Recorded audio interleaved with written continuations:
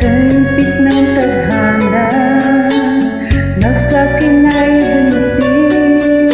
Hindi ko inaakala ako ay ibig sa'yo. Nangako ka pa sa